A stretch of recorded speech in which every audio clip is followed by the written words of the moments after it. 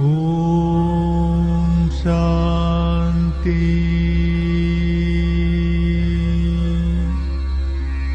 ಓಂ ಶಾಂತಿ.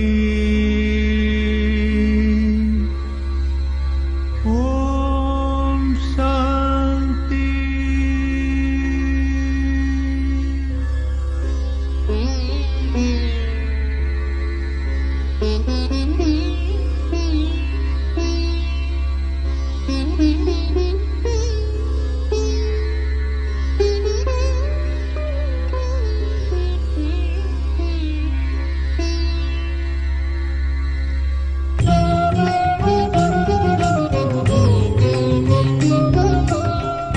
ಅಂತರಂಗದಿ ಬೆಳಗಿಸು ಜ್ಯೋತಿಯ, ಸರಿವುದು ದೂರ ಕವಿದ ಕತ್ತಲೆಯು. ಅಂತರಂಗದಿ ಬೆಳಗಿಸು ಜ್ಯೋತಿಯ, ಸರಿವುದು ದೂರ ಕವಿದ ಕತ್ತಲೆಯು. ಶಿವನ ಧ್ಯಾನವ ಮಾಡುತ್ತಿರು ನೀ, ಬರುವುದು ಪುಣ್ಯದ ಮಂಗಳ ಬೆಳಕು. ಶಿವನ ಧ್ಯಾನವ ಮಾಡುತ್ತಿರು ನೀ, ಬರುವುದು ಪುಣ್ಯದ ಮಂಗಳ ಬೆಳಕು. ಅಂತರಂಗದಿ ಬೆಳಗಿಸು ಜ್ಯೋತಿಯ, ಸರಿವುದು ದೂರ ಕವಿದ ಕತ್ತಲೆಯು. ಅಂತರಂಗದಿ ಬೆಳಗಿಸು ಜ್ಯೋತಿಯ.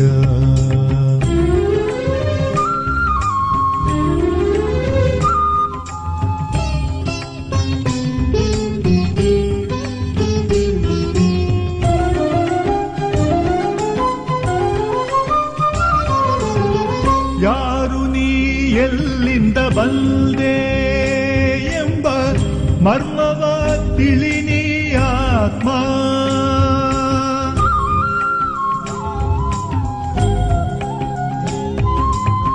ಯಾರು ನೀ ಎಲ್ಲಿಂದ ಬಂದೆ ಎಂಬ ಮರ್ಮವ ತಿಳಿನಿ ಆತ್ಮ. ರಾಜಯೋಗದಿ ಅರಿ ನಿನ್ನ ತಂದೆಯ, ರಾಜಯೋಗದಿ ಅರಿ ನಿನ್ನ ತಂದೆಯ. ಯೋಗದಿ ನಡೆದು ಪಡೆ ನಿನ್ನಾಸ್ತಿಯ, ಯೋಗದಿ ನಡೆದು ಪಡೆ ನಿನ್ನಾಸ್ತಿಯ.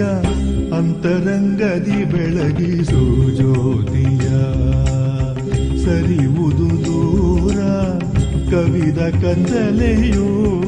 ಶಿವನ ಧ್ಯಾನವ ಮಾಡುತ್ತಿರು ನೀ, ಬರುವುದು ಪುಣ್ಯದ ಮಂಗಳ ಬೆಳಕು. ಅಂತರಂಗದಿ ಬೆಳಗಿಸು ಜ್ಯೋತಿಯ.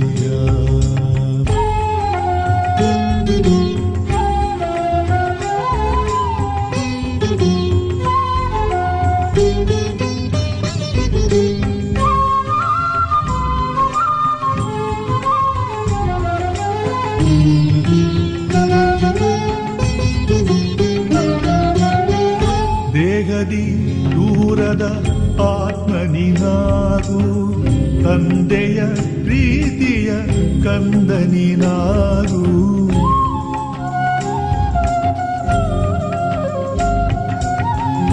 ದೇಹದಿ ದೂರದ ಆತ್ಮನಿನಾಗು, ತಂದೆಯ ಪ್ರೀತಿಯ ಕಂದನಿನಾಗು. ದಿವ್ಯ ಗುಣಗಳ ಧಾರಣೆ ಮಾಡು, ನಿರಂತರ ಯೋಗಿಯು ನೀನಾಗು.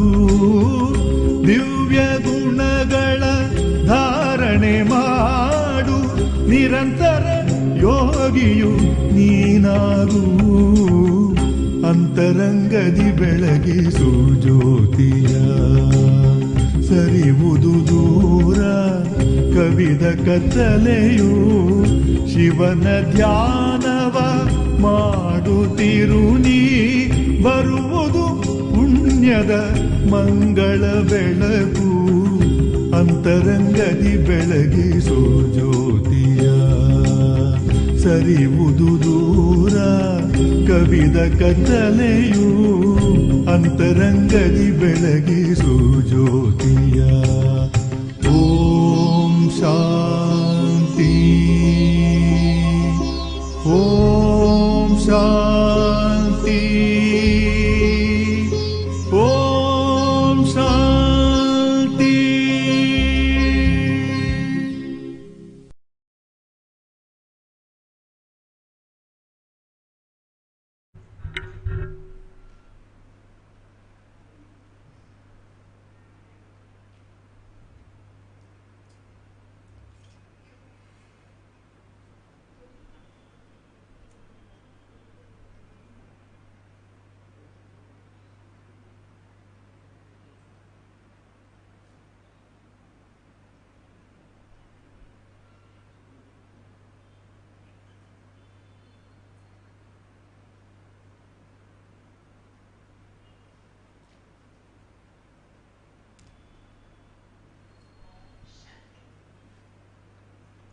ಓಂ ಶಾಂತಿ.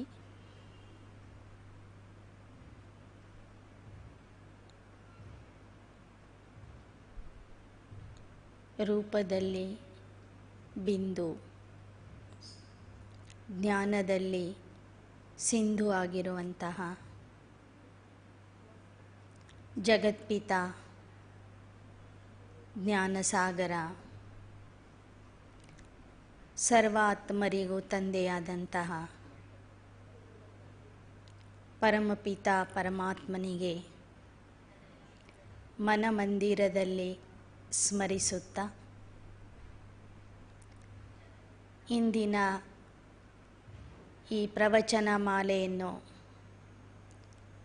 ತಮ್ಮ ತಮ್ಮ ಸ್ಥಳದಲ್ಲಿಯೇ ಕುಳಿತು ಕೇಳುತ್ತಿರುವಂತಹ ಎಲ್ಲ ಆತ್ಮೀಯ ಸೋದರ ಸೋದರಿಯರಿಗೆ ಸ್ವಾಗತ, ಸುಸ್ವಾಗತ. ಇಂದಿನ ಮಾನವ ವಿಜ್ಞಾನದ ಬಲದಿಂದ ಆಕಾಶದಲ್ಲಿ ಪಕ್ಷಿಯಂತೆ ಹಾರುತ್ತಿದ್ದಾನೆ, ಸಮುದ್ರದಲ್ಲಿ ಮೀನಿನಂತೆ ಈಜುತ್ತಿದ್ದಾನೆ. ಆದರೆ ಭೂಮಿಯ ಮೇಲೆ ಬದುಕುವಾಗ ಮಾನವರಾಗಿ ಮಾನವರ ಜೊತೆಗೆ ಹೇಗೆ ಬದುಕಬೇಕು? ನಾವು ಮಾನವರಾಗಿ ಹುಟ್ಟಿದ್ದೇವೆಂದರೆ ನಮ್ಮ ಜೀವನದ ಗುರಿ ಏನು? ಮೂಲತಃ ನಾವು ಏನಾಗಿದ್ದೇವೆ? ಎಲ್ಲಿಂದ ಬಂದಿದ್ದೇವೆ? ಎಲ್ಲಿಗೆ ಹೋಗಬೇಕು? ನಮ್ಮ ಮೂಲ ಸ್ವರೂಪ ಏನು? ಬಂದು ಹೋಗುವುದರ ನಡುವೆ ನಮ್ಮ ಜೀವನ, ನಮ್ಮ ಕರ್ಮಗಳು ಹೇಗಿರಬೇಕು? ಅಂದರೆ ತಾನು ಯಾರು ಅನ್ನೋದನ್ನು ಇಂದಿನ ಮಾನವ ಯಥಾರ್ಥವಾಗಿ ತಿಳಿದುಕೊಂಡಿಲ್ಲ. ಅವನು ತನ್ನ ನಿಜ ಸ್ವರೂಪವನ್ನು ಮರೆತಿದ್ದಾನೆ. ಹೀಗೆ ಎಲ್ಲ ಜೀವಾತ್ಮರು ತಮ್ಮ ನಿಜ ಸ್ವರೂಪವನ್ನು ಯಾವಾಗ ಮರೀತಾರೆ, ತಮ್ಮ ಮೂಲ ಗುಣಗಳನ್ನು ಮರೀತಾರೆ,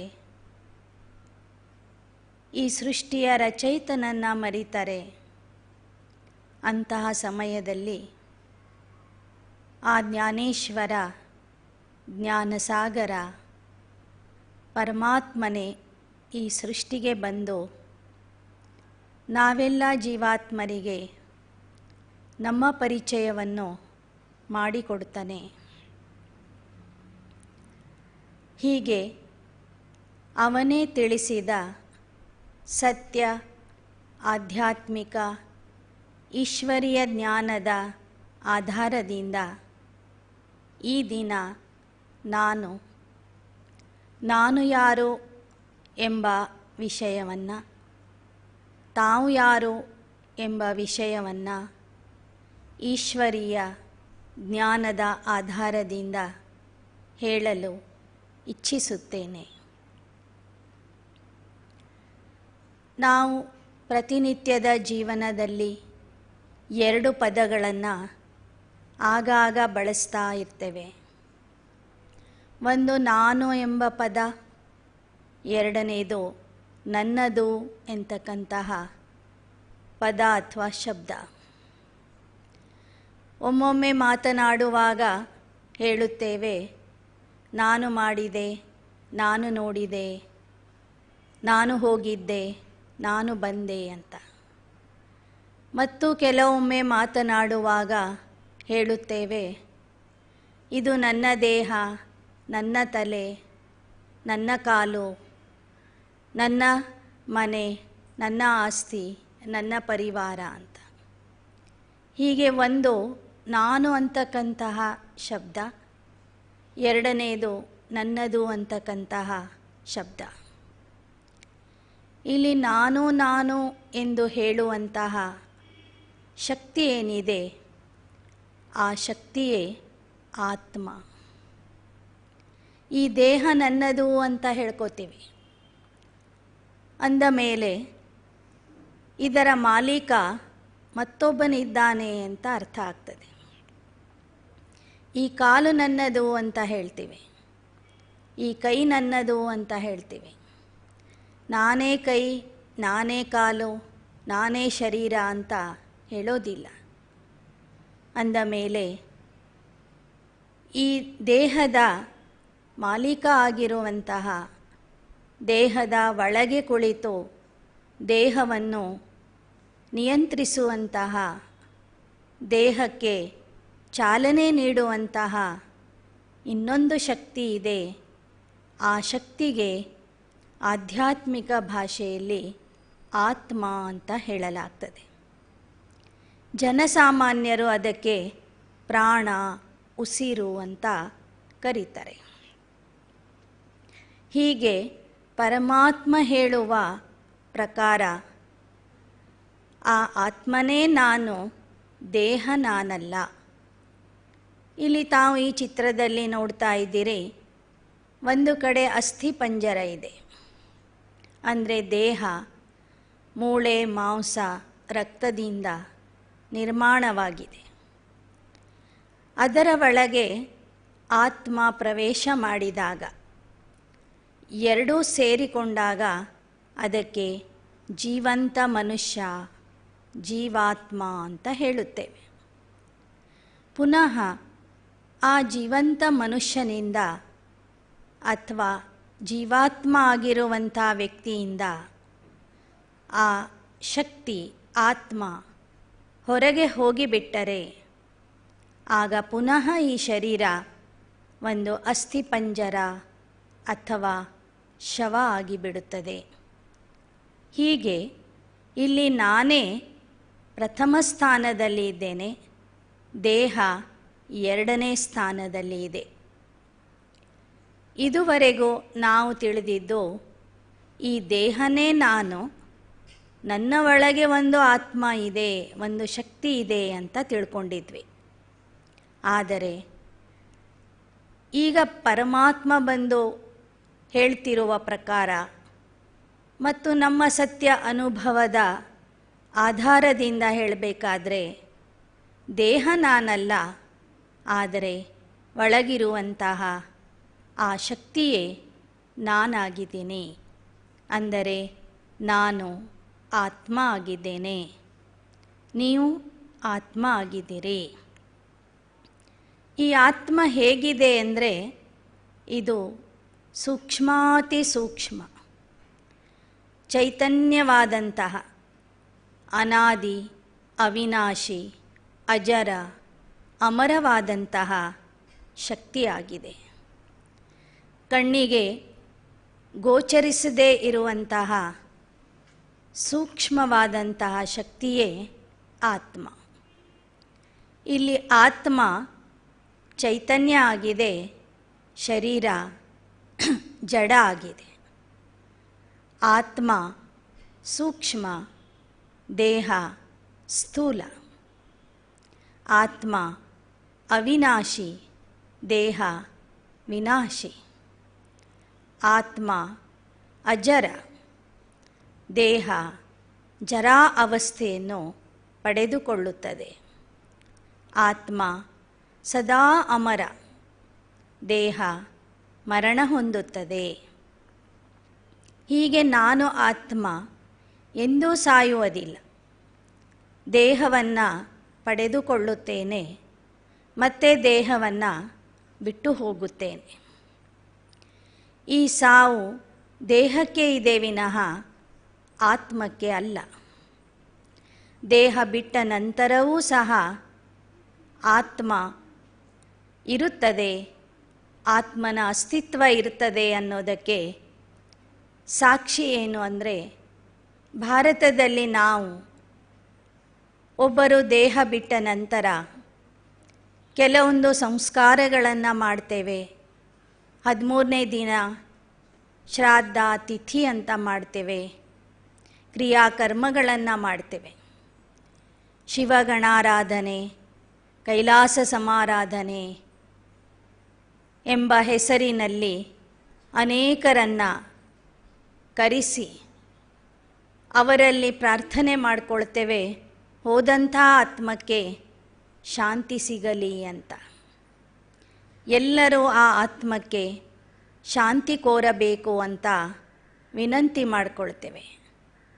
ಅದರ ಅರ್ಥ ಏನು ಅಂದರೆ, ಆತ್ಮ ಆ ವ್ಯಕ್ತಿ ನಮ್ಮ ಪರಿವಾರದಿಂದ ನಮ್ಮ ಮನೆಯಿಂದ ಹೋಗಿರಬಹುದು, ಆದರೆ ಹೋದಂಥ ಆತ್ಮ ಮತ್ತೊಂದು ಸ್ಥಳದಲ್ಲಿ ಇದೆ ಅನ್ನೋದಕ್ಕೆ ಈ ಒಂದು ಆಚರಣೆಯೇ ಸಾಕ್ಷಿ.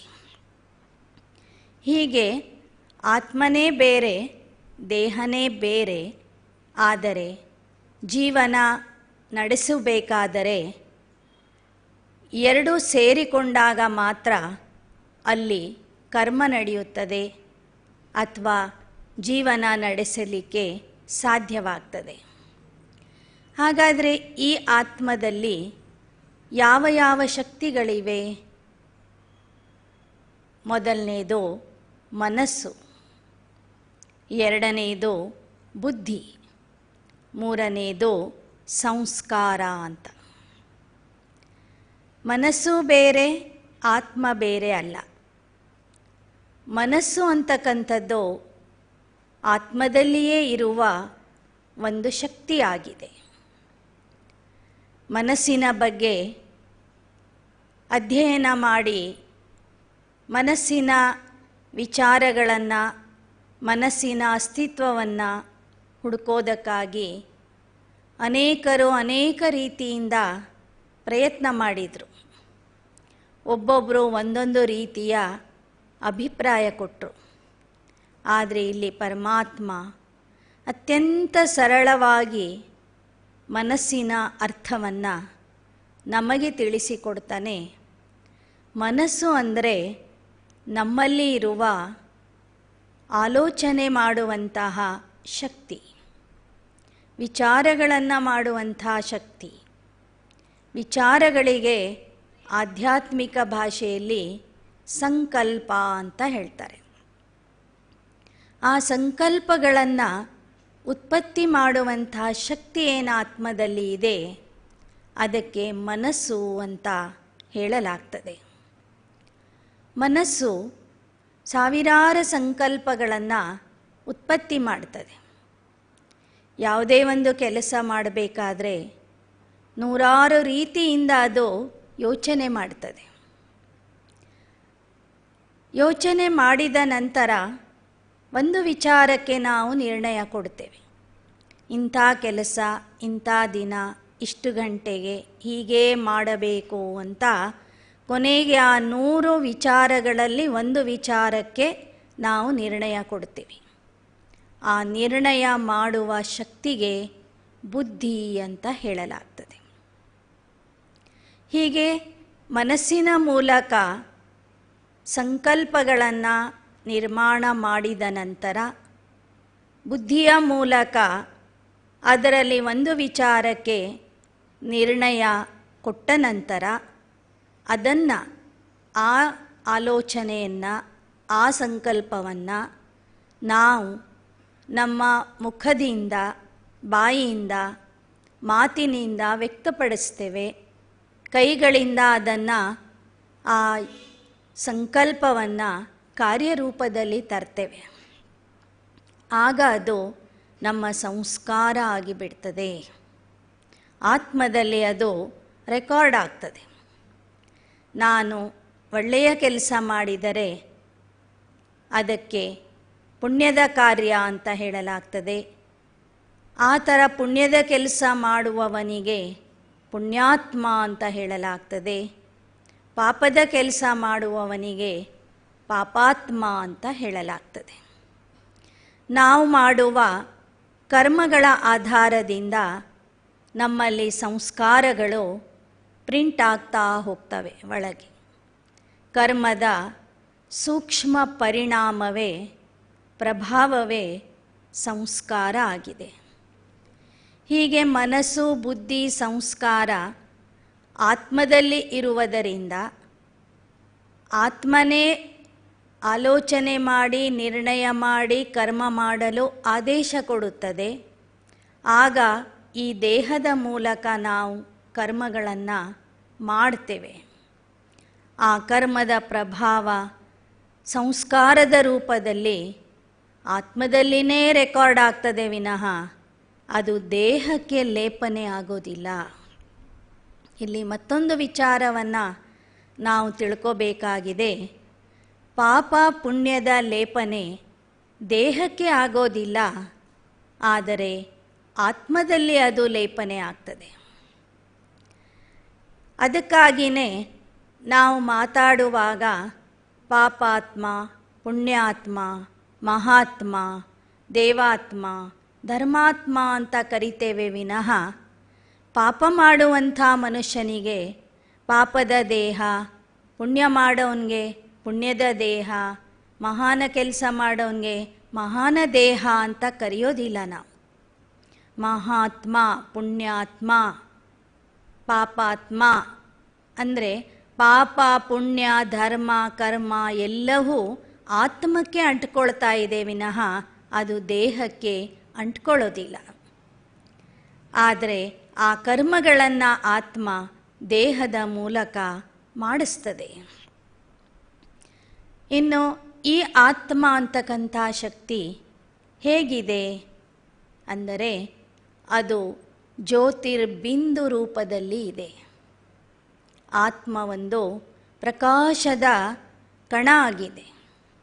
ಅಣುವಿಗಿಂತ ಅಣುರೂಪದಲ್ಲಿ ಇರುವ ಜ್ಯೋತಿ ಅದು. ಆತ್ಮ ಜ್ಯೋತಿರ್ಬಿಂದು ಆಗಿದೆ ಅನ್ನೋದಕ್ಕೆ ಸಾಕ್ಷಿ ಏನು ಅಂದರೆ, ಯಾರಾದರೂ ದೇಹ ಬಿಟ್ಟಾಗ ಆ ಸ್ಥಳದಲ್ಲಿ ಒಂದು ಜ್ಯೋತಿಯನ್ನು ಹಚ್ಚಿ ಇಡ್ತಾರೆ, ದೀಪವನ್ನು ಹಚ್ಚಿ ಇಡ್ತಾರೆ. ಮನುಷ್ಯ ದೇಹ ಬಿಟ್ಟಾಗ ಪ್ರಾಣಜ್ಯೋತಿ ಹಾರಿ ಹೋಗಿದೆ, ದೀಪ ಆರಿ ಹೋಗಿದೆ ಅಂತ ಮಾತಾಡ್ತಾರೆ. ಒಂದು ಮಗು ಮನೆಯಲ್ಲಿ ಹುಟ್ಟಿದರೆ ಮನೆ ಬೆಳಕಾಯಿತು ಅಂತ ಹೇಳ್ತಾರೆ. ಅಂದರೆ ಇಲ್ಲಿ ಸ್ಪಷ್ಟವಾಗ್ತದೆ ಈ ಕೆಲವು ಪದ್ಧತಿಗಳಿಂದ ಹಾಗೂ ಶಬ್ದಗಳಿಂದ ಏನಂದರೆ, ಆತ್ಮ ನಾನು ಜ್ಯೋತಿರ್ಬಿಂದು ಆಗಿದ್ದೇನೆ, ನೀವೆಲ್ಲರೂ ಸಹ ನಿಮ್ಮ ನಿಮ್ಮ ಶರೀರದಲ್ಲಿ ಇರುವ ಒಂದೊಂದು ಚೈತನ್ಯ ಜ್ಯೋತಿ ಆಗಿದ್ದೀರಿ. ಹಾಗಾದರೆ ಈ ಜ್ಯೋತಿ ದೇಹದಲ್ಲಿ ಎಲ್ಲಿದೆ? ಅನೇಕರು ಅನೇಕ ವರ್ಷಗಳಿಂದ ಹೇಳ್ತಾ ಬಂದರು ಆತ್ಮ ಹೃದಯದಲ್ಲಿ ಇದೆ ಅಂತ. ಆದರೆ ಈಶ್ವರಿಯ ಸತ್ಯ ಜ್ಞಾನದ ಆಧಾರದಿಂದ ಹೇಳಬೇಕಾದ್ರೆ ಮತ್ತು ನಮ್ಮೆಲ್ಲರ ಅನುಭವದ ಆಧಾರದಿಂದ ಹೇಳಬೇಕಾದ್ರೆ, ನಾವು ಧ್ಯಾನ ಮಾಡುವಾಗ, ಆತ್ಮಚಿಂತನೆ ಮಾಡುವಾಗ ನಮಗೇನು ಅನುಭವ ಆಗಿರ್ತದೆ, ಆ ಅನುಭವದ ಆಧಾರದಿಂದ ಹೇಳಬೇಕಾದ್ರೆ ಆತ್ಮ ಹೃದಯದಲ್ಲಿ ಇಲ್ಲ, ಆತ್ಮ ಹಣೆಯ ಮಧ್ಯದಲ್ಲಿ, ಎರಡು ಉಬ್ಬುಗಳ ಮಧ್ಯದಲ್ಲಿ, ಅದಕ್ಕೆ ಭ್ರುಕುಟಿ ಅಂತ ಹೇಳ್ತಾರೆ. ಭ್ರುಕುಟಿಯ ಮಧ್ಯದಲ್ಲಿ ಆತ್ಮ ವಾಸ ಮಾಡ್ತದೆ. ಮೆದುಳಿನ ಪಕ್ಕದಲ್ಲಿ ಈ ದೇಹವನ್ನು ನಿಯಂತ್ರಿಸುವಂಥ ಶಕ್ತಿಯಾದಂತಹ ಆ ಆತ್ಮ ಮಸ್ತಕದ ಮಧ್ಯದಲ್ಲಿ ವಾಸ ಮಾಡ್ತದೆ. ಆತ್ಮ ಮಸ್ತಕದ ಮಧ್ಯದಲ್ಲಿ ಇರೋದರಿಂದ, ನಾನೀಗಾಗಲೇ ಹೇಳಿದೆ, ಆತ್ಮ ಪ್ರಕಾಶಮಯ ಆಗಿದೆ, ಜ್ಯೋತಿರ್ಮಯ ಆಗಿದೆ. ಆ ಜ್ಯೋತಿ ಹಣೆಯ ಮಧ್ಯದಲ್ಲಿ ಇರೋದರಿಂದ ಆ ಜ್ಯೋತಿಯ ಬೆಳಕು ಮನುಷ್ಯನ ಮುಖದಲ್ಲಿ ಹೆಚ್ಚಿನ ಪ್ರಮಾಣದಲ್ಲಿ ಕಾಣಿಸ್ತಿರ್ತದೆ. ದೇಹದ ಇತರ ಅಂಗಾಂಗಗಳಲ್ಲಿ ಆ ಬೆಳಕು ಕಾಣ್ತಿರಲ್ಲ. ಜೀವಂತ ವ್ಯಕ್ತಿಯನ್ನು ನೋಡಿದಾಗ, ಅದರಲ್ಲೂ ತಪಸ್ವಿಗಳು ಯೋಗಿಗಳನ್ನು ನೋಡಿದಾಗ ಜನ ಮಾತಾಡ್ತಾರೆ, ಅವರ ಮುಖದಲ್ಲಿ ಒಂದು ಕಾಂತಿ ಇದೆ ಅಂತ, ಒಂದು ತೇಜಸ್ಸು ಇದೆ ಅಂತ ಮಾತಾಡ್ತಾರೆ. ಆ ಕಾಂತಿ ಅನ್ನೋದೇ ಆ ಜ್ಯೋತಿರ್ಬಿಂದು ಸ್ವರೂಪನಾದಂಥ ಆತ್ಮನ ಬೆಳಕು, ಮುಖದಲ್ಲಿ ಕಾಣುವಂಥ ಒಂದು ಪ್ರಕಾಶ. ಇದರಿಂದನೂ ಸಿದ್ಧ ಆಗ್ತದೆ ಆತ್ಮ ಜ್ಯೋತಿಯಾಗಿದೆ ಮತ್ತು ಆ ಜ್ಯೋತಿ ಹಣೆಯ ಮಧ್ಯದಲ್ಲಿ ಇದೆ.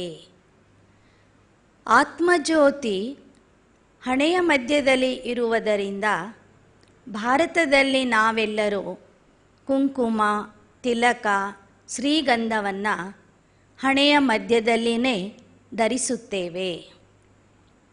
ಹಣೆಯನ್ನು ಬಾಗಿಸಿ, ತಲೆಯನ್ನು ಬಾಗಿಸಿ ನಮಸ್ಕಾರ ಮಾಡುತ್ತೇವೆ. ಹಣೆಯ ಮಧ್ಯದಲ್ಲಿ ಧರಿಸುವ ತಿಲಕ ನಮಗೆ ಏನು ಹೇಳಿಕೊಡ್ತದಂದರೆ, ನಾನೊಂದು ಆತ್ಮ, ಚೈತನ್ಯ ಜ್ಯೋತಿ, ಚೈತನ್ಯ ಶಕ್ತಿ, ನಾನು ನಿಮಗೆ ನಮಸ್ಕರಿಸುತ್ತಿದ್ದೇನೆ ಅಂತ ಅರ್ಥ.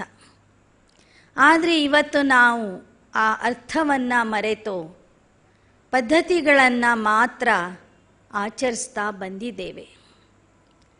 ಇನ್ನೊಂದು ಉತ್ತಮವಾದಂಥ ಉದಾಹರಣೆ ಕೊಡಬೇಕಾದ್ರೆ, ಹೇಗೆ ಒಂದು ಕಾರಿನಲ್ಲಿ ಚಾಲಕ ಮುಂದೆಯೇ ಕೂತ್ಕೊಳ್ತಾನೆ, ಯಾವ ಸ್ಥಳದಲ್ಲಿ ಕುಳಿತರೆ ವಾಹನ ನಡೆಸುವುದು ಅವನಿಗೆ ಸುಲಭವಾಗುತ್ತದೆಯೋ ಅದೇ ಸ್ಥಳದಲ್ಲಿ ಅವನು ಕುಳಿತು ವಾಹನ ನಡೆಸ್ತಾನೆ. ಹಾಗೆ ಈ ದೇಹವೆಂಬ ವಾಹನದಲ್ಲಿ, ದೇಹವೆಂಬ ಕಾರ್ಖಾನೆಯಲ್ಲಿ, ದೇಹವೆಂಬ ಮಂದಿರದಲ್ಲಿ ಶಿಖರಕ್ಕೆ ಸಮಾನವಾದಂತಹ ಭಾಗ ಅಂದರೆ ನಮ್ಮ ತಲೆಯ ಭಾಗ. ಆ ತಲೆಯ ಭಾಗಕ್ಕೆ ಕಂಟ್ರೋಲಿಂಗ್ ರೂಮ್ ಅಂತ ಹೇಳಲಾಗ್ತದೆ, ನಿಯಂತ್ರಣ ಕೊಠಡಿ ಅಂತ ಹೇಳಲಾಗ್ತದೆ. ಆ ನಿಯಂತ್ರಣ ಕೊಠಡಿಯಲ್ಲಿ 5 ಜ್ಞಾನ ಇಂದ್ರಿಯಗಳಿವೆ: ಕಣ್ಣು, ಮೂಗು, ಕಿವಿ, ಬಾಯಿ ಮತ್ತು ಮೆದುಳು. ಈ 5 ಜ್ಞಾನ ಇಂದ್ರಿಯಗಳಿಗೆ ಸಮೀಪವಾದ ಸ್ಥಳವೇ ಮಸ್ತಕದ ಮಧ್ಯದ ಸ್ಥಳ ಅಥವಾ ಭ್ರುಕುಟಿಯ ಮಧ್ಯದ ಸ್ಥಳ. ಆ ಸ್ಥಳದಲ್ಲಿ ಕುಳಿತು ಆತ್ಮ ಇಡೀ ದೇಹವನ್ನು ನಿಯಂತ್ರಣ ಮಾಡ್ತದೆ. ಹೀಗೆ ದೇಹನೇ ಒಂದು ಕಾರು ಅಂತ ತಿಳ್ಕೊಂಡ್ರೆ, 2 ಕಾಲುಗಳು 2 ಕೈಗಳು ಅಂದರೆ ಈ ವಾಹನದ 4 ಚಕ್ರಗಳು.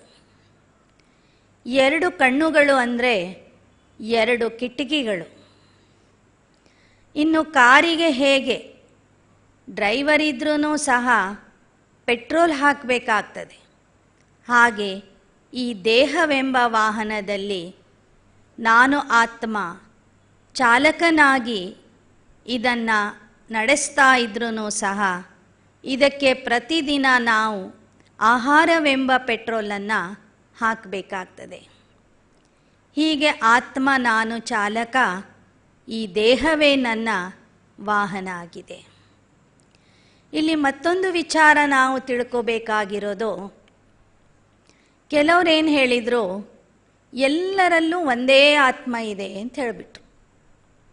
ಆದರೆ ಎಲ್ಲರಲ್ಲಿ ಇರುವ ಆತ್ಮನ ರೂಪ ಒಂದೇ ಇದೆ, ಸ್ವರೂಪ ಒಂದೇ ಇದೆ, ಎಲ್ಲರಲ್ಲಿಯೂ ಮನಬುದ್ಧಿ ಸಂಸ್ಕಾರ ಇದೆ. ಆದರೆ ಎಲ್ಲರಲ್ಲಿ ಒಂದೇ ಆತ್ಮ ತುಂಡು ತುಂಡಾಗಿ ವ್ಯಾಪಕ ಆಗಿಲ್ಲ. ಹೇಗೆ ಒಂದು ಕಾರನ್ನು ಓಡಿಸ್ಲಿಕ್ಕೆ ಒಬ್ಬ ಡ್ರೈವರ್ ಬೇಕು, ಒಬ್ಬನೇ ಡ್ರೈವರ್ 10 ಕಾರುಗಳನ್ನು ಓಡಿಸೋದಿಲ್ಲ. ಹಾಗೆ ಪ್ರತಿಯೊಂದು ದೇಹದಲ್ಲಿ ಒಂದೊಂದು ಸ್ವತಂತ್ರ ಆತ್ಮ ಇದೆ. ನಾನು ಒಂದು ಸ್ವತಂತ್ರ ಆತ್ಮ ಇದ್ದೀನಿ, ನೀವು ಒಂದು ಸ್ವತಂತ್ರ ಆತ್ಮ ಇದ್ದೀರಿ. ನಿಮ್ಮ ದೇಹದಲ್ಲಿ ನೀವು ಚಾಲಕ, ನನ್ನ ದೇಹದಲ್ಲಿ ನಾನು ಚಾಲಕನಾಗಿದ್ದೇನೆ. ಹೇಗೆ ವಾಹನಗಳ ಡಿಸೈನ್ ಏನಿರ್ತದೆ, ಅನೇಕ ಪ್ರಕಾರದ ಡಿಸೈನಿನ ಕಾರುಗಳು ಇರ್ತವೆ. ಆಕಾರನೂ ಬೇರೆ ಬೇರೆ ಥರ ಇರ್ತದೆ. ಹಾಗೆ ಆತ್ಮನ ರೂಪ ಒಂದೇ, ಸೂಕ್ಷ್ಮಾತಿ ಸೂಕ್ಷ್ಮ ಜ್ಯೋತಿರ್ಬಿಂದು ಸ್ವರೂಪ, ಚೈತನ್ಯ ಶಕ್ತಿ, ಕಣ್ಣಿಗೆ ಕಾಣದೇ ಇರುವಂತಹ ಶಕ್ತಿ. ಆದರೆ ದೇಹದ ಆಕಾರ ಒಬ್ಬೊಬ್ಬರದು ಒಂದೊಂದು ಥರ ಇರುತ್ತೆ. ಭಾಳ ದಪ್ಪ ಇರೋರ್ದು ಹೇಳ್ಬೋದು ಅವರಿಗೆ ಅಂಬಾಸಡರ್ ಕಾರ್ ಸಿಕ್ಕಿದೆ ಅಂತ. ಸ್ವಲ್ಪ ಸಪೂರ ಇರೋರ ದೇಹ ನೋಡಿದರೆ ಅವರಿಗೆ ಮಾರುತಿ ಕಾರ್ ಸಿಕ್ಕಿದೆ ಅಂತ ಹೇಳ್ಬೋದು. ಹೀಗೆ ದೇಹದ ಬೆಳವಣಿಗೆಯಲ್ಲಿ ವೈವಿಧ್ಯತೆ ಇದೆ ವಿನಃ ಆತ್ಮನ ರೂಪ ಎಲ್ಲರಲ್ಲೂ ಒಂದೇ ಥರ ಇದೆ. ಆತ್ಮನ ಆಕಾರ ದೊಡ್ಡದು ಚಿಕ್ಕದು ಇರೋದಿಲ್ಲ. ಹೀಗಾಗಿ ಜನ ಏನು ತಿಳ್ಕೊಂಡ್ಬಿಟ್ರು, ಎಲ್ಲರಲ್ಲಿಯೂ ಒಂದೇ ಆತ್ಮ ಇದೆ ಅಂತ ತಿಳ್ಕೊಂಡು. ಆದರೆ ಸತ್ಯಜ್ಞಾನದ ಆಧಾರದಿಂದ ಹೇಳಬೇಕಾದ್ರೆ ನಾವೆಲ್ಲರೂ ಸ್ವತಂತ್ರ ಅಸ್ತಿತ್ವವುಳ್ಳಂತಹ, ಸ್ವತಂತ್ರ ವಿಚಾರಧಾರೆ ಉಳ್ಳಂತಹ, ಸ್ವತಂತ್ರ ಬುದ್ಧಿಶಕ್ತಿ ಉಳ್ಳಂತಹ, ಸ್ವತಂತ್ರ ಸಂಸ್ಕಾರಗಳನ್ನು ಪಡೆದಿರುವಂತಹ ಸ್ವತಂತ್ರ ಆತ್ಮಗಳಿದ್ದೇವೆ. ಈ ಆತ್ಮದ ಬಗ್ಗೆ ನಾನೀಗಾಗಲೇ ಹೇಳಿದೆ, ಇದು ಚೈತನ್ಯವಾದಂಥ ಶಕ್ತಿ, ಅಜರ ಅಮರ ಅನಾದಿ ಅವಿನಾಶಿ ಆಗಿರುವಂತಹ ಶಕ್ತಿ ಅಂತ. ಅದು ಯಾವತ್ತೂ ವಿನಾಶ ಆಗೋದಿಲ್ಲ ಅಂಥೇಳಿ. ಅದರ ಬಗ್ಗೆ ಭಗವದ್ಗೀತೆ ಈ ಥರ ಹೇಳ್ತದೆ, ನೈನಂ ಚಿಂದಂತಿ ಶಸ್ತ್ರಾಣಿ ನೈನಂ ದಹತಿ ಪಾವಕಃ ನ ಚೈನಂ ಕ್ಲೇದಯಂತ್ಯಾಪೋ ನ ಶೋಷಯತಿ ಮಾರುತಃ.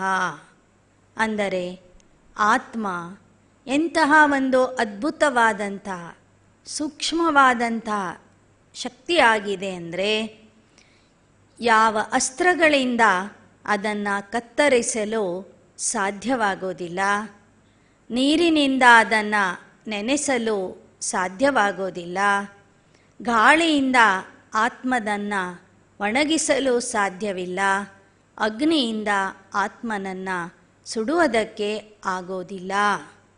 ಯಾವುದೇ ಸ್ಥೂಲ ಶಕ್ತಿಗಳಿಗೆ, ಸ್ಥೂಲ ವಸ್ತುಗಳಿಗೆ ಸಿಗದೇ ಇರುವಂತಹ ಚೈತನ್ಯ ಶಕ್ತಿಯೇ ಆತ್ಮ ಆಗಿದೆ ಅಂತ ಇಲ್ಲಿ ನಮಗೆ ಅರ್ಥ ಆಗ್ತದೆ. ಹೀಗೆ ಮತ್ತೊಂದು ಮಾತನ್ನು ನಾನು ನಿಮಗೆ ಈಗಾಗಲೇ ಹೇಳಿದೆ, ಆತ್ಮ ನಾನು ದೇಹದಲ್ಲಿ ಇದ್ದು ಈ ದೇಹವನ್ನು ನಿಯಂತ್ರಣ ಮಾಡ್ತೀನಿ. ಇದು ವಾಹನ ಆದರೆ ನಾನು ಚಾಲಕನಾಗಿದ್ದೇನೆ, ಇದು ಮನೆ ಆದರೆ ದೇಹ ನಾನು ಮಾಲೀಕನಾಗಿದ್ದೇನೆ, ಇದು ಮಂದಿರ ಆದರೆ ನಾನು ಇದರಲ್ಲಿ ಇರುವ ಚೈತನ್ಯ ಮೂರ್ತಿಯಾಗಿದ್ದೇನೆ. ಹಾಗೆಯೇ ಈ ದೇಹನೇ ಒಂದು ಕಾರ್ಖಾನೆ ಅಂತ ತಿಳ್ಕೊಂಡ್ರೆ ಇದರಲ್ಲಿ ವಿವಿಧ ಯಂತ್ರಗಳಿವೆ. ಆ ಎಲ್ಲ ಯಂತ್ರಗಳನ್ನು ಕಂಟ್ರೋಲ್ ಮಾಡುವಂತಹ, ನಿಯಂತ್ರಣ ಮಾಡುವಂತಹ ಶಕ್ತಿಯೇ ಆತ್ಮ ಆಗಿದೆ. ಈ ಚಿತ್ರದಲ್ಲಿ ತಾವು ನೋಡ್ತಾ ಇದ್ದೀರಿ, ನಮ್ಮ ಮೆದುಳು ಅನ್ನೋದು ಒಂದು ಗಣಕಯಂತ್ರ ಅಥವಾ ಕಂಪ್ಯೂಟರ್ ಆಗಿದೆ. ಹೇಗೆ ಕಂಪ್ಯೂಟರ್ ತಾನಾಗಿ ಕೆಲಸ ಮಾಡೋದಿಲ್ಲ, ಅದನ್ನು ನಡೆಸಲು ಒಬ್ಬ ಮಾಸ್ಟರ್ ಬೇಕು. ಮಾಸ್ಟರ್ ಇದ್ದರೆ ಮಾತ್ರ ಆ ಕಂಪ್ಯೂಟರನ್ನು ಅವನು ಉಪಯೋಗಿಸ್ಕೊಳ್ತಾನೆ, ಅದಕ್ಕೆ ಚಾಲನೆ ನೀಡ್ತಾನೆ, ಅದರಿಂದ ಕೆಲಸ ಮಾಡ್ತಾನೆ. ಹಾಗೆ ಮೆದುಳು ನಮಗೆ ಸಿಕ್ಕಿರುವಂತಹ ನೈಸರ್ಗಿಕವಾದಂಥ ಒಂದು ಕಂಪ್ಯೂಟರ್ ಆಗಿದೆ. ಆ ಕಂಪ್ಯೂಟರಿನ ಚಾಲಕ, ನಿಯಂತ್ರಕ ನಾನು ಆತ್ಮ ಆಗಿದ್ದೇನೆ. ಹಾಗೆಯೇ ಕಣ್ಣುಗಳು ಮೂವಿ ಕ್ಯಾಮೆರಾ ಇದ್ದಂತೆ ಇದ್ದಾವೆ. ಈ 2 ವಿಡಿಯೋ ಕ್ಯಾಮೆರಾಗಳ ಮೂಲಕ ಆತ್ಮ ನಾನು ಜಗತ್ತನ್ನೇ ನೋಡ್ತೀನಿ, ಅನೇಕ ದೃಶ್ಯಗಳನ್ನು ನೋಡ್ತೀನಿ, ಅನೇಕ ಘಟನೆಗಳನ್ನು ನೋಡ್ತೀನಿ. ನೋಡಿದ್ದೆಲ್ಲ ಒಳಗೆ ರೆಕಾರ್ಡ್ ಆಗ್ತಾ ಹೋಗ್ತದೆ. ಹಾಗೆಯೇ ಬಾಯಿ ಮತ್ತು ಗಂಟಲು ಅಂದರೆ ಗಂಟಲು ಸ್ವರಯಂತ್ರ ಆಗಿದೆ. ಸ್ವರಗಳನ್ನು ಉತ್ಪತ್ತಿ ಮಾಡ್ತದೆ. ಸ್ವರಗಳನ್ನು ಉತ್ಪತ್ತಿ ಮಾಡಿರುವಂತಹ ಆ ಧ್ವನಿ ನಮ್ಮ ಬಾಯಿ ಎಂಬ ಲೌಡ್ ಸ್ಪೀಕರಿಂದ ಹೊರಗೆ ಪ್ರಕಟ ಆಗ್ತದೆ. ಹೀಗೆ ಬಾಯಿ ಒಂದು ಲೌಡ್ ಸ್ಪೀಕರ್ ಆಗಿದೆ, ಗಂಟಲು ಸ್ವರಯಂತ್ರ ಆಗಿದೆ. ಹಾಗೆಯೇ ನಮ್ಮ ಹೃದಯ ಪಂಪ್ ಸೆಟ್ ಇದ್ದಂಗೆ ಇದೆ. ಹೇಗೆ ಪಂಪ್ ಸೆಟ್ ನೀರನ್ನು ಎತ್ತಿ ಹಾಕ್ತದೆ, ಹಾಗೆ ನಮ್ಮ ಹೃದಯ ರಕ್ತವನ್ನು ಶುದ್ಧೀಕರಣ ಮಾಡುವಂತಹ ಕೆಲಸ ಮಾಡ್ತದೆ. ಹೃದಯ ನಮ್ಮ ದೇಹದಲ್ಲಿ ಇರುವಂಥ ಒಂದು ಮಹತ್ವದ ಯಂತ್ರ. ಅದು ನಿಂತೋದ್ರೆ ಒಮ್ಮೊಮ್ಮೆ ಆತ್ಮ ಈ ದೇಹನೇ ಬಿಟ್ಟು ಹೋಗಬೇಕಾಗ್ತದೆ. ಅದಕ್ಕಾಗಿ ಜನ ಹೇಳಿದರು ಆತ್ಮ ಹೃದಯದಲ್ಲಿ ಇದೆ ಅಂತ. ಅದು ಬಹಳ ಮಹತ್ವದವಾದಂತಹ ಒಂದು ಅಂಗ. ಹಾಗೆ ಶ್ವಾಸಕೋಶಗಳು ಅಂದರೆ ತಿಥಿ ಇದ್ದಂತೆ. ನಾವು ಉಸಿರಾಡುವ ವಾಯುವನ್ನು ಅದು ಶುದ್ಧೀಕರಣ ಮಾಡಿ ಹೊರಗೆ ಹಾಕ್ತದೆ. ಗಾಳಿಯನ್ನು ಶುದ್ಧೀಕರಣ ಮಾಡುವಂತಹ ಯಂತ್ರ ಶ್ವಾಸಕೋಶ ಆಗಿದೆ. ಹಾಗೆಯೇ ನಮ್ಮ ಜಠರ ಒಂದು ಮಿಕ್ಸರ್ ಮತ್ತು ಗ್ರೈಂಡರ್ ಆಗಿದೆ. ನಾವು ತಿಂದ ಆಹಾರವನ್ನು ಅದು ಜೀರ್ಣಿಸ್ತದೆ, ನುಣ್ಣಗೆ ಮಾಡ್ತದೆ. ನಂತರ ಸಣ್ಣ ಕರಳು ಆ ಆಹಾರದಿಂದ ಶಕ್ತಿಯನ್ನು, ರಸವನ್ನು ಹೀರಿಕೊಳ್ಳುತ್ತದೆ. ಹೀಗೆ ಸಣ್ಣ ಕರಳು ರಸ ಹೀರಿಕೊಳ್ಳುವಂತಹ ತಾಯಿ ಬೇರಾಗಿದೆ ಅಂತ ಹೇಳ್ಬೋದು. ಕಿಡ್ನಿ ಅಂದರೆ ಅದು ಫಿಲ್ಟರ್ ಮಷೀನ್ ಆಗಿದೆ. ಹಾಗೆಯೇ ದೊಡ್ಡ ಕರಳು ಕಸದ ಡಬ್ಬ ಆಗಿದೆ. ಹೀಗೆ ಈ ದೇಹವೆಂಬ ಕಾರ್ಖಾನೆಯಲ್ಲಿ ಅನೇಕ ಯಂತ್ರಗಳು ಕೆಲಸ ಮಾಡ್ತಾ ಇವೆ. ಎಲ್ಲಿವರೆಗೆ ಕೆಲಸ ಮಾಡ್ತವೆ ಅಂದರೆ ನಾನು ಈ ದೇಹದಲ್ಲಿ ಇರೋ ತನಕ ಕೆಲಸ ಮಾಡ್ತವೆ.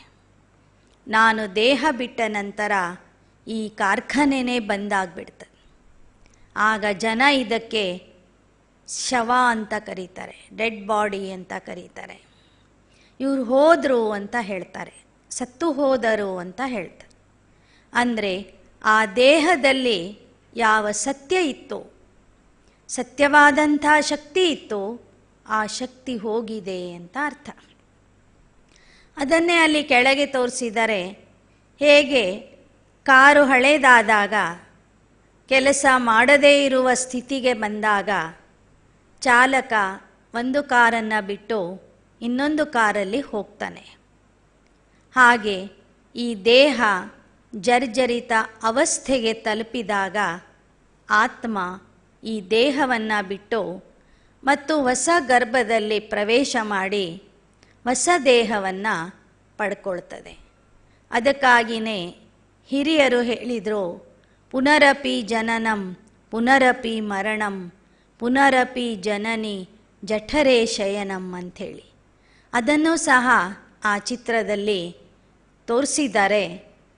ಒಂದು ಆತ್ಮ ಮಗುವಿನ ದೇಹವನ್ನು ಪಡ್ಕೊಳ್ತದೆ, ದೇಹ ವೃದ್ಧಿ ಆಗ್ತದೆ, ಬೆಳೀತದೆ. ಬಾಲ್ಯಾವಸ್ಥೆ, ಯುವಾವಸ್ಥೆ, ವೃದ್ಧಾವಸ್ಥೆಗೆ ತಲುಪಿದ ನಂತರ ಆತ್ಮ ಆ ದೇಹವನ್ನು ಬಿಟ್ಟು ಅಥವಾ ಕೆಲಸ ಮಾಡದೇ ಇರುವ ಸ್ಥಿತಿಗೆ ತಲುಪಿದಾಗ ಆತ್ಮ ಆ ದೇಹವನ್ನು ಬಿಟ್ಟು ಮತ್ತೆ ಹೊಸ ದೇಹದಲ್ಲಿ ಪ್ರವೇಶ ಮಾಡಿ. ಹೀಗೆ ಆತ್ಮನ ಪುನರ್ಜನ್ಮ ಯಾವ ಥರ ಇರ್ತದೆ, ಆತ್ಮಕ್ಕೆ ಪುನರ್ಜನ್ಮ ಇದೆಯೋ ಹೇಗೆ, ಇದರ ಬಗ್ಗೆ ನಾವು ಇನ್ನೊಂದು ಪಾಠದಲ್ಲಿ, ಮುಂದೆ ಬರುವಂಥ ಪಾಠದಲ್ಲಿ ಕೇಳೋಣ. ಇನ್ನು ಆತ್ಮದ ವಿಚಾರದಲ್ಲಿ ಒಂದು ಕೊನೆಯ ವಿಷಯ ಯಾವುದಂದರೆ ಆತ್ಮನ ಮೂಲ ಸ್ಥಳ, ಮೂಲ ಮನೆ ಯಾವುದಾಗಿದೆ ಅಂತ. ಅನೇಕರು ನಾವು ಆಗಾಗ ಹೇಳ್ತಾ ಇರ್ತೀವಿ, ಕೇಳ್ತಾನೂ ಇರ್ತೀವಿ, ಅಲ್ಲಿದೆ ನಮ್ಮ ಮನೆ, ಇಲ್ಲಿಗೆ ಬಂದಿರೋದು ಸುಮ್ಮನೆ ಅಂತ. ಎಲ್ಲರೂ ಅದನ್ನೇ ಹೇಳ್ತಾರೆ, ಅಲ್ಲಿದೆ ನಮ್ಮ ಮನೆ, ಇಲ್ಲಿಗೆ ಬಂದಿರೋದು ಸುಮ್ಮನೆ. ಹಾಗಾದರೆ ಎಲ್ಲಿದೆ ನಮ್ಮ ಮನೆ? ಆ ಮನೆಯ ವಿಳಾಸ ಮಾತ್ರ ಯಾರೂ ನಮಗೆ ಇದುವರೆಗೂ ಕೊಟ್ಟಿರಲಿಲ್ಲ. ಅದನ್ನು ಇಲ್ಲಿ ಪರಮಾತ್ಮ ಬಂದು ಸ್ಪಷ್ಟವಾಗಿ ನಮಗೆ ತಿಳಿಸಿಕೊಡ್ತಾನೆ. ಈ ಪ್ರಪಂಚ ಅಂದ್ರೇ 3 ಲೋಕದಿಂದ ಕೂಡಿದ್ದಾಗಿದೆ. ಇದಕ್ಕೆ ಯೂನಿವರ್ಸ್ ಅಂತ ಹೇಳ್ತಾರೆ. ಇದರಲ್ಲಿ ಕೆಳಗಿರುವಂಥದ್ದು ಸಾಕಾರ ಮಾನವ ಲೋಕ. ತಾವು ನೋಡ್ತಾ ಇದ್ದೀರಿ, ಅಲ್ಲಿ ಪೃಥ್ವಿ ಲೋಕ ಇದೆ, ಗ್ರಹ ತಾರೆಗಳು ಇದ್ದಾವೆ, ಸೂರ್ಯ ಚಂದ್ರ ನಕ್ಷತ್ರಗಳಿವೆ. ಈ ಲೋಕದಲ್ಲಿ ನಾವು ಆತ್ಮರು ದೇಹವನ್ನು ಧರಿಸಿ ಇಲ್ಲಿ ಅಭಿನಯ ಮಾಡ್ತೀವಿ, ಪಾತ್ರ ಅಭಿನಯಿಸ್ತೀವಿ. ಇಲ್ಲಿ ಜೀವನ ಅನ್ನೋದು ಇದೆ ಈ ಸಾಕಾರ ಲೋಕದಲ್ಲಿ. ಪ್ರತಿಯೊಂದು ಆತ್ಮಕ್ಕೆ ಇಷ್ಟು ಪುನರ್ಜನ್ಮಗಳು ಅಂತ ನಿಗದಿಯಾಗಿರ್ತದೆ, ಅಥವಾ ಈ ಸೃಷ್ಟಿಗೆ ಒಂದು ಅವಧಿನೂ ಇದೆ. ಅಷ್ಟು ವರ್ಷಗಳವರೆಗೆ ನಾವು ಈ ಸಾಕಾರ ಲೋಕದಲ್ಲಿ ಇರುತ್ತೇವೆ. ಯಾವಾಗ ಈ ನಾಟಕ ಕೊನೆ ಆಗ್ತದೆ, ಆಗ ನಾವೆಲ್ಲರೂ ಪುನಃ ಎಲ್ಲಿಂದ ಬಂದಿದ್ದೇವೆಯೋ ಅಲ್ಲಿಗೆ ಹೋಗಬೇಕಾಗ್ತದೆ. ಹಾಗಾದರೆ ಆ ಸ್ಥಳ ಯಾವುದು? ಈ ಪಂಚತತ್ವಗಳ ಆವರಣದಿಂದ ಆಚೆ ಮತ್ತೊಂದು ಲೋಕ ಇದೆ, ಅದಕ್ಕೆ ಸೂಕ್ಷ್ಮ ಲೋಕ ಅಂತ ಹೇಳ್ತಾರೆ. ಅಲ್ಲಿ ಆತ್ಮಕ್ಕೆ ಈ ಜಡ ಶರೀರ ಸಿಕ್ಕಿರೋದಿಲ್ಲ, ಜಡ ದೇಹ ಇರೋದಿಲ್ಲ, ಆದರೆ ಸೂಕ್ಷ್ಮ ಬೆಳಕಿನ ದೇಹ ಇರ್ತದೆ. ಅದರ ಬಗ್ಗೆನೂ ನಾವು ವಿಸ್ತಾರವಾಗಿ ಮುಂದೆ ತಿಳ್ಕೊಳ್ಳೋಣ. ಆ ಸೂಕ್ಷ್ಮ ಲೋಕವನ್ನು ದಾಟಿದ ನಂತರ ಬರುವುದೇ ನಮ್ಮೆಲ್ಲರ ಮೂಲ ಮನೆಯಾದಂತಹ ಪರಮಧಾಮ, ಶಾಂತಿಧಾಮ, ಆತ್ಮಲೋಕ, ಬ್ರಹ್ಮಲೋಕ, ಮುಕ್ತಿಧಾಮ, ನಿರ್ವಾಣಧಾಮ ಎಂದು ಅನೇಕ ನಾಮಗಳಿಂದ ಕರೆಯಲ್ಪಡುವ ಆ ಮೂಲ ಸ್ಥಳ. ಎಲ್ಲ ಆತ್ಮಜ್ಯೋತಿಗಳು ನಕ್ಷತ್ರದ ರೂಪದಲ್ಲಿ, ಜ್ಯೋತಿ ಸ್ವರೂಪದಲ್ಲಿ ಮಿಣುಗುತ್ತಾ ವಾಸ ಮಾಡುವಂತಹ ಆ ಜ್ಯೋತಿರ್ಮಯ ಲೋಕ, ಅದಕ್ಕೆ ಬ್ರಹ್ಮಾಂಡ ಅಂತಲೂ ಹೇಳ್ತಾರೆ. ಅದಕ್ಕೆ ಬ್ರಹ್ಮ ಮಹಾತತ್ವ ಅಂತ ಹೇಳ್ತಾರೆ, ಮಹಾಜ್ಯೋತಿರ್ತತ್ವ ಅಂತಲೂ ಹೇಳ್ತಾರೆ. ಅದುವೇ ನಮ್ಮೆಲ್ಲರ ಮೂಲ ಸ್ಥಾನ ಆಗಿದೆ. ಹಾಗಾದರೆ ಅಲ್ಲಿರುವಾಗ ನಾವು ಹೇಗಿದ್ವಿ?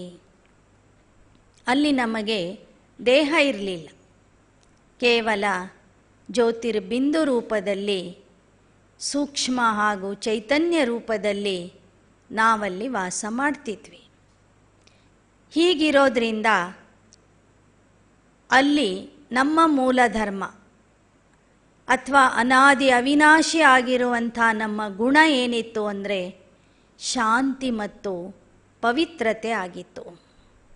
ಅದು ಎಲ್ಲ ಆತ್ಮಗಳ ಮೂಲ ಗುಣ ಆಗಿದೆ. ಮೊದಲನೇದು ಶಾಂತಿ, ಎರಡನೇದು ಪವಿತ್ರತೆ, ಪ್ರೇಮ, ಜ್ಞಾನ, ಶಕ್ತಿ, ಸುಖ, ಆನಂದ, ಇವೆಲ್ಲ ಆತ್ಮನ ಒರಿಜಿನಲ್ ಗುಣಗಳು, ಮೂಲ ಗುಣಗಳು. ಆ ಶಾಂತಿ ನಮ್ಮ ಒಳಗೆ ಇರೋದ್ರಿಂದ, ಆತ್ಮದ ಒಳಗೆ ಇರೋದ್ರಿಂದ ಇವತ್ತಿಗೂ ನಾವು ಶಾಂತಿಯನ್ನು ಬಯಸ್ತಾ ಇದ್ದೀವಿ. ಯಾಕೆಂದರೆ ಒಂದು ಕಾಲಕ್ಕೆ ನಾವು ಶಾಂತಿಯ ಸ್ವರೂಪ ಆಗಿದ್ವಿ, ಶಾಂತಿಯ ಅನುಭವ ಮಾಡಿದ್ದೇವೆ. ಅದಕ್ಕಾಗಿ ಆತ್ಮ ಪುನಃ ಶಾಂತಿಯನ್ನು ಬಯಸ್ತಾ ಇದೆ.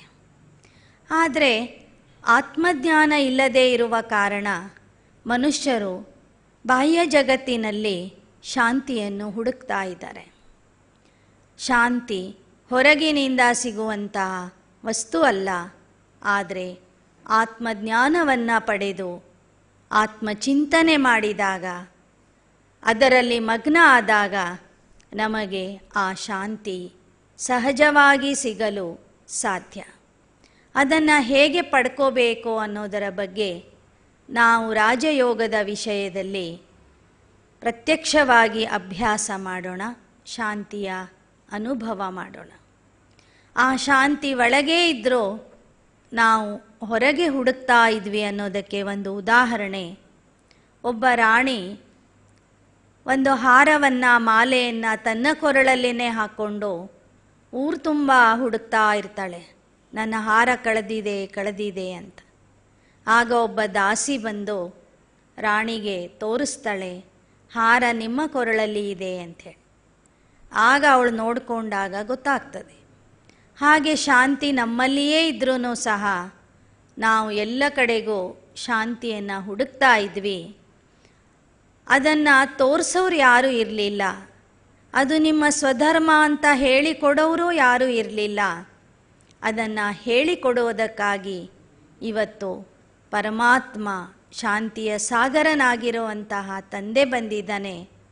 ಅವನು ಹೇಳಿಕೊಡ್ತಾನೆ, ಮಕ್ಕಳೇ, ಆ ಶಾಂತಿಯೇ ನಿಮ್ಮ ಮೂಲ ಗುಣ ಆಗಿದೆ, ಮೂಲ ಧರ್ಮ ಆಗಿದೆ. ನೀವು ಆತ್ಮ ಆಗಿ ನೆನ್ಪು ಮಾಡ್ಕೊಳ್ಳಿ, ಆ ಶಾಂತಿ ನಿಮಗೆ ಸಿಗುತ್ತದೆ ಅಂತ ಪರಮಾತ್ಮ ಹೇಳಿದಾಗ ಆವಾಗ ನಾವು ನೋಡ್ಕೊಳ್ತೀವಿ, ನಮ್ಮ ಪರಿಚಯವನ್ನು ತಿಳ್ಕೊತೀವಿ. ಆಗ ಆ ಶಾಂತಿಯ ಅನುಭವ ನಮಗೆ ಆಗ್ತದೆ. ಹೀಗೆ ಆತ್ಮದ ವಿಷಯದಲ್ಲಿ ಇವತ್ತು ನೀವು ಮುಖ್ಯವಾಗಿ 6 ಪಾಯಿಂಟ್ಸ್ಗಳನ್ನು ಕೇಳಿದ್ದೀರಿ. ಮೊದಲನೆಯದು, ನಾನು ದೇಹ ಅಲ್ಲ, ನಾನು ಆತ್ಮ. ಎರಡನೆಯದು, ಆತ್ಮದಲ್ಲಿ ಮನ, ಬುದ್ಧಿ, ಸಂಸ್ಕಾರ ಇದೆ. ಮೂರನೆಯದು, ಆತ್ಮ ಜ್ಯೋತಿರ್ಬಿಂದು ಆಗಿದೆ. ನಾಲ್ಕನೆಯದು, ಆತ್ಮದಲ್ಲಿ ಮನಬುದ್ಧಿ ಸಂಸ್ಕಾರ ಇದೆ. ಐದನೆಯದು, ಆತ್ಮನ ಮೂಲಸ್ಥಾನ ಪರಮಧಾಮ ಆಗಿದೆ.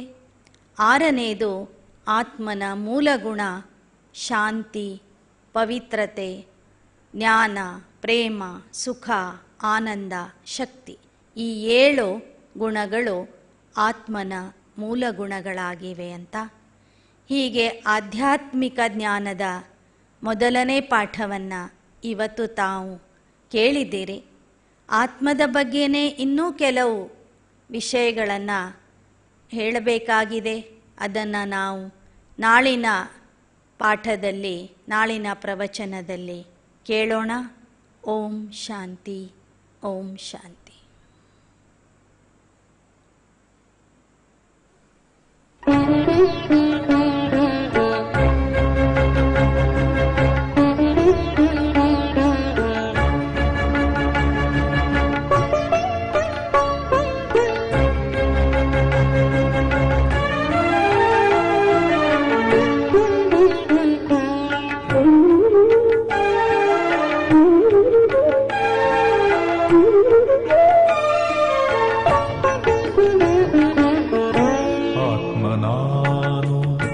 ಜ್ಯೋತಿ ನಾನು, ಆತ್ಮ ನಾನು, ಜ್ಯೋತಿ ನಾನು, ಭ್ರುಕುಟಿಯ ಮಧ್ಯದಲ್ಲಿ ಕುಳಿತಿರುವೆನು. ಆತ್ಮ ನಾನು, ಜ್ಯೋತಿ ನಾನು, ಆತ್ಮ ನಾನು, ಜ್ಯೋತಿ ನಾನು, ಭ್ರುಕುಟಿಯ ಮಧ್ಯದಲ್ಲಿ ಕುಳಿತಿರುವೆನು. ಆತ್ಮ ನಾನು, ಜ್ಯೋತಿ ನಾನು, ಮನಬುದ್ಧಿ ಸಂಸ್ಕಾರ ಹೊಂದಿರುವೆನು. ಈ ದೇಹವೆಂಬ ರಥವನ್ನು ನಡೆಸುತ್ತಿರುವೆನು. ಮನಬುದ್ಧಿ ಸಂಸ್ಕಾರ ಹೊಂದಿರುವೆನು. ಈ ದೇಹವೆಂಬ ರಥವನ್ನು ನಡೆಸುತ್ತಿರುವೆನು.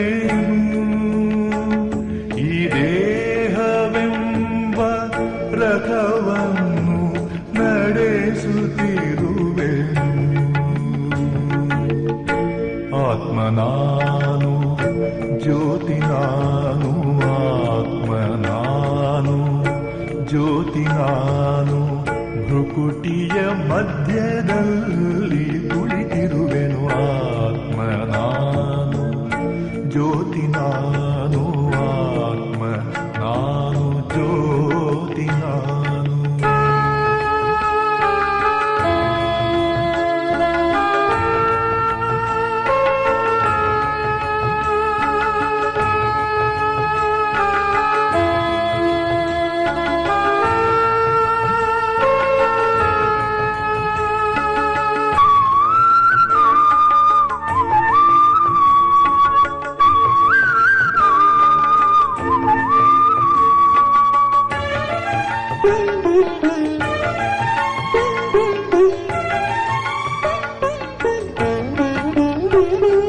ಕಣ್ಣಿಂದ ನೋಡುವೆನು ಕಿವಿಯಿಂದ ಕೇಳುವೆನು ಬಾಯಿಂದ ನುಡಿಯುವೆನು ಕಾಲಿಂದ ನಡೆಯುವೆನು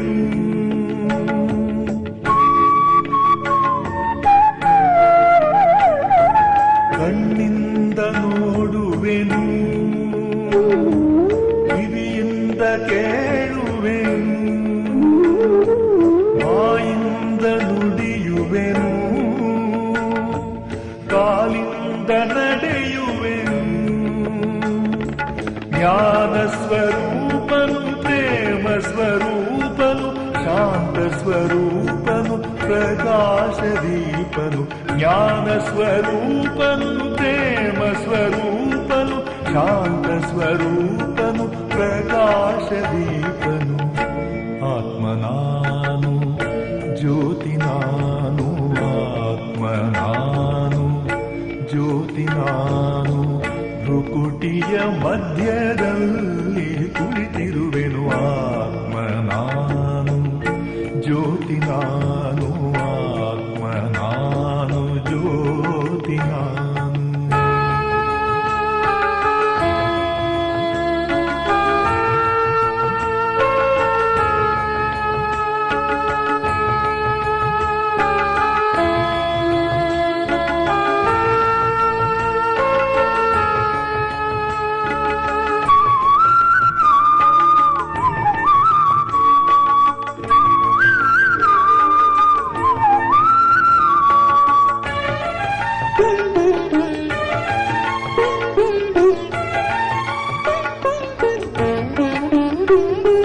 ಪವಿತ್ರ ಸ್ವರೂಪನು ಸುಖ ಸ್ವರೂಪನು ಅವಿನಾಶಿ ಆತ್ಮನು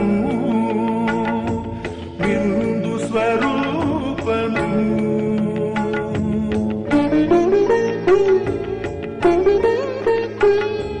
ಪವಿತ್ರ ಸ್ವರೂಪನು ಸುಖ ಸ್ವರೂಪನು ಅವಿನಾಶಿ ಆತ್ಮನು ಬಿಂದು ಸ್ವರೂಪನು